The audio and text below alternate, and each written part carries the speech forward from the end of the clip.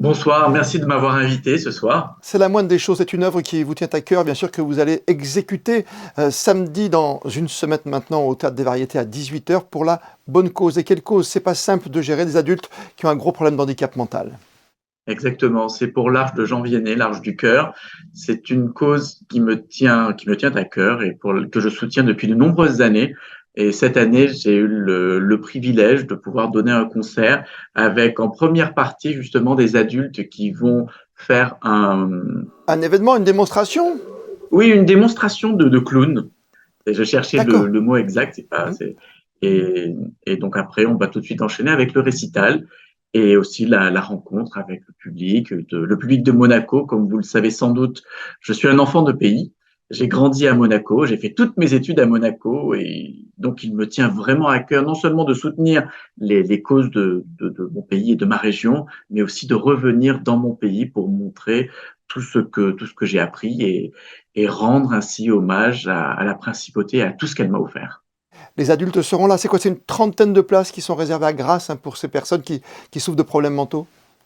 C'est ce qu'on appelle une arche et ce concert va permettre de récolter des fonds pour pouvoir continuer à les aider, pour pouvoir continuer à les soutenir, à pouvoir les insérer dans des travaux artistiques, dans des tâches qui leur permettent je dirais pas de mener une vie la plus normale possible avec un groupe de personnes qui sont là uniquement pour s'occuper d'eux et de la meilleure façon qu'ils soient. Où se situe la normalité? C'est une question qu'on se pose très très souvent.